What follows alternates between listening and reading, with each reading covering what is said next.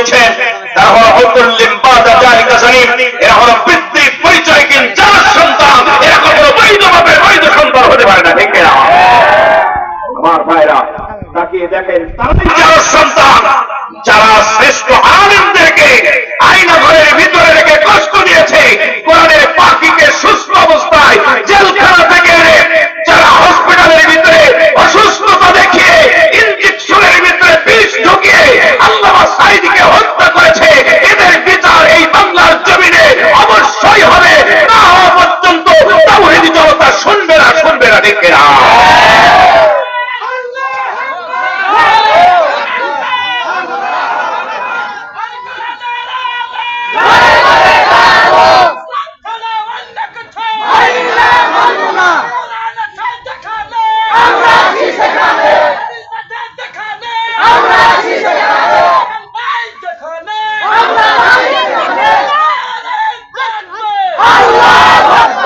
আমার মুসলমান ভাইরা, আমার মতো মানুষের নামে তারা 56টা মামলা দেয়।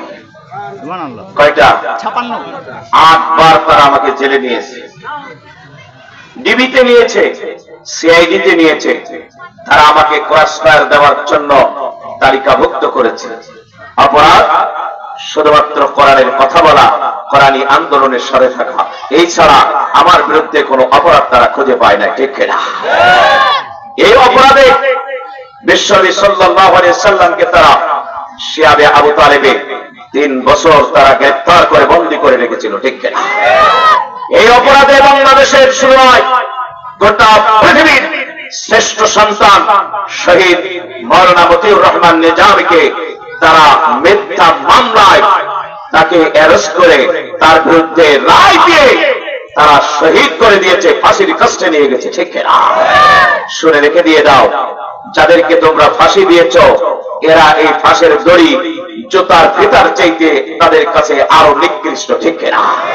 তার বাস্তবতা মীর কাসেম আলী ভাই, আমার যখন ক্রসফায়ার করার জন্য আমার এক বন্ধু আমাকে পরামর্শ দিল, একসাথে পড়ালেখা করেছি, ইসলামী ব্যাংকে চাকরি করতো কক্সবাজার শাখায়, বলছে মীর কাসেম আলী ভাই 3টা জাহাজ আছে, যে 3টা জাহাজ সেন্ট মার্টিনে যায়, তুমি দোস্ত ওখান থেকে সেন্ট মার্টিনে চলে যাও। এত সোনার মানুষ বাংলাদেশের সুদভিত্তিক অর্থনীতিকে দাফন করাচ্ছে, সেই ব্যক্তির নাম হচ্ছে শহীদ মীর কাসেম আলী, ঠিক না? একটা মাত্র পুত্র সন্তান, তাকেও তারা আয়না ঘরের ভিতরে রেখে দিয়েছে দীর্ঘদিন যাবৎ।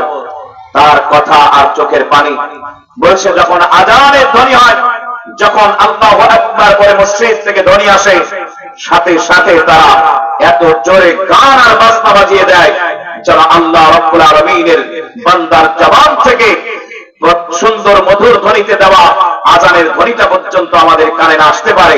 আমার মনে হয় ফেরাউন নমরুদরাও এত দুর্নীতি, এত নিকৃষ্ট কাজ করে নাই, ঠিক না?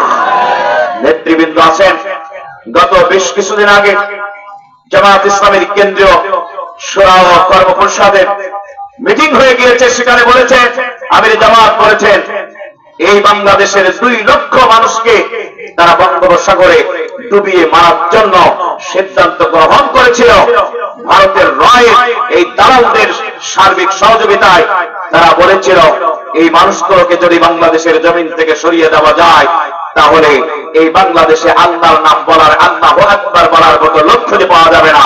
কিন্তু তারাই পালিয়ে যেতে বাধ্য হয়েছে, রান্না করে খাবার পর্যন্ত খাইতে পারে নাই। বাংলাদেশের জনগণ এখান থেকে লাঠি মেরে ফুটবলের মতো ভারতের বাবার বাড়িতে পাঠিয়ে দিয়েছে, ঠিক না?